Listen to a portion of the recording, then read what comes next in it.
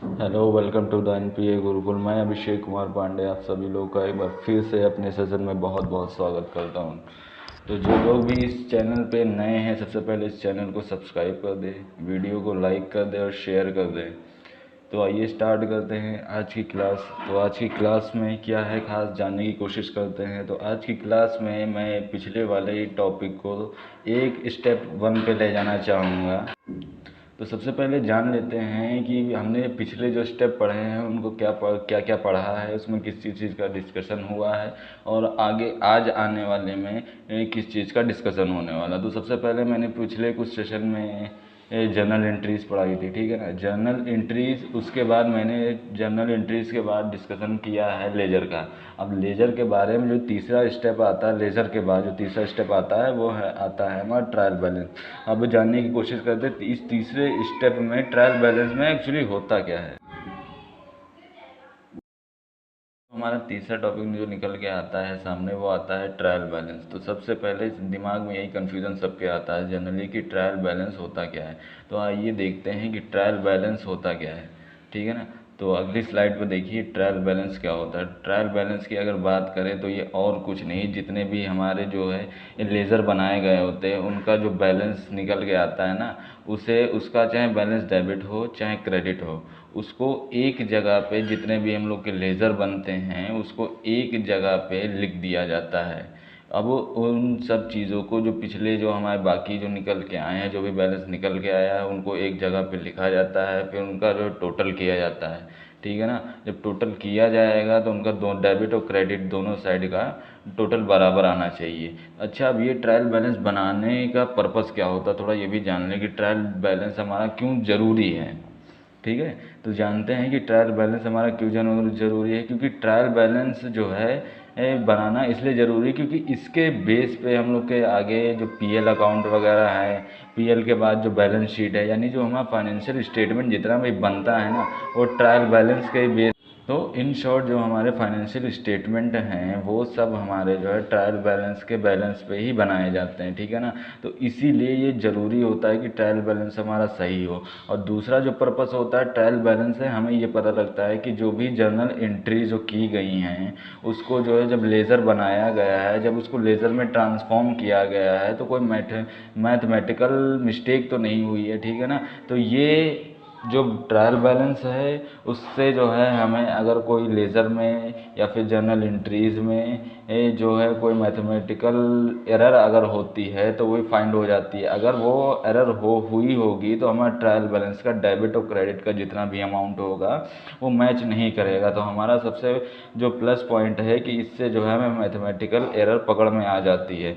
लेकिन ज़रूरी नहीं है कि अगर जो है कोई एरर हो गई है तो वो ट्रायल बैलेंस से पकड़ में ही आ जाए। केवल और केवल इसमें मैथमेटिकल जितनी भी एरर है वो ही पकड़ में आएगी, बाकी एरर पकड़ में नहीं आएगा। एग्जांपल के लिए अगर हमने कोई जर्नल एंट्री करनी ही छोड़ दी है, ठीक है ना। अब जर्नल एंट्री जो छोड़ देंगे, हमने की ही नहीं है, तो वो लेज़र में नहीं ही आगे ट्रांसफ़र होगी, उसको लेज़र में इंक्लूड नहीं किया जाएगा। और जब लेज़र में इंक्लूड नहीं किया जाएगा तो उसको ट्रायल बैलेंस में भी नहीं लाया जाएगा, तो उसका कोई इफेक्ट ही नहीं पड़ने वाला है। सेकेंड चीज़, अगर कोई जर्नल एंट्री की है और लेज़र में उसको लिखना भूल गए हो तब भी ट्रायल बैलेंस पे उस पर कोई इफेक्ट नहीं पड़ने वाला है। तो ये चीज़ ध्यान में रखने वाली बात है कि ट्रायल बैलेंस से केवल और केवल जो है हमें मैथमेटिकल एरर ही जो है पकड़ में आती है, अदर एरर पकड़ में नहीं आती है।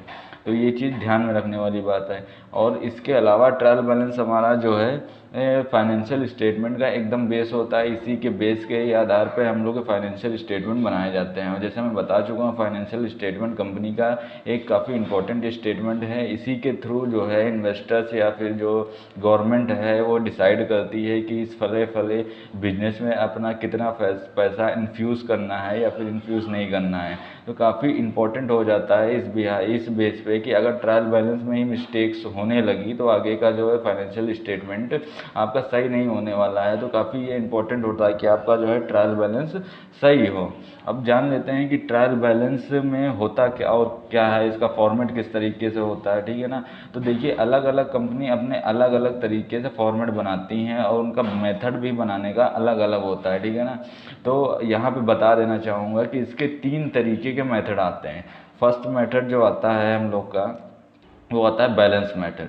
तो बैलेंस मेथड में क्या होता है, जो भी बैलेंस कैरी डाउन बचा हुआ होता है उसके जो है अमाउंट को, अगर उसका अमाउंट डेबिट होगा तो यहाँ पे डेबिट में लिखा जाएगा, और अगर क्रेडिट होगा तो क्रेडिट में लिखा जाएगा। टू बैलेंस ब्रॉट डाउन या फिर बाई बैलेंस कैरी डाउन, ठीक है ना, टू बैलेंस कैरी डाउन या फिर बाई बैलेंस कैरी डाउन, जो भी आएगा यहाँ पे जो ये पर्टिकुलर है उसमें नाम लिखा जाएगा, और उसके बाद डेबिट क्रेडिट में अमाउंट लिखा जाएगा। इस हिसाब से जब सारे हम लोग के लेज़र इसमें ट्रांसफ़र कर दिए जाएंगे तो यहाँ पे टोटल करके दोनों साइड का बराबर हो जाएगा। और याद रखने वाली चीज़ है कि यहाँ पे जो भी बैलेंस बराबर होगा दोनों तरफ का, मतलब बैलेंस टोटल बराबर होना चाहिए।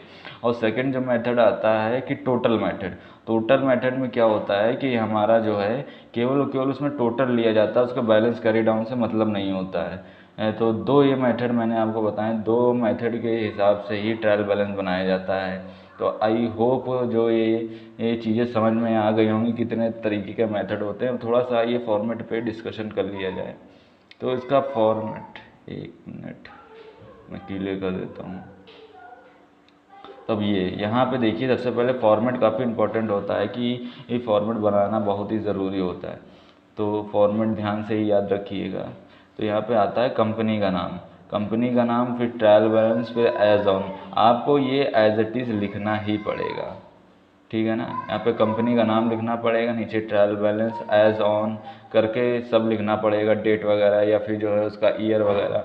यहाँ पे सीरियल नंबर आएगा, यहाँ पे जो है आप सीरियल वाइज जो है नंबर लिखेंगे। और यहाँ पे पर्टिकुलर या फिर हेड ऑफ अकाउंट लिखेंगे, जहाँ पे आप मान लीजिए कैश का जो लेज़र है तो यहाँ पे पहला डाल के फिर कैश, फिर रेफरेंस नंबर, फिर इसका जो है डेबिट क्रेडिट का जो बैलेंस जो भी आया होगा, balance to balance carry down या फिर बाई बैलेंस कैरी डाउन, आप वो लिख देंगे।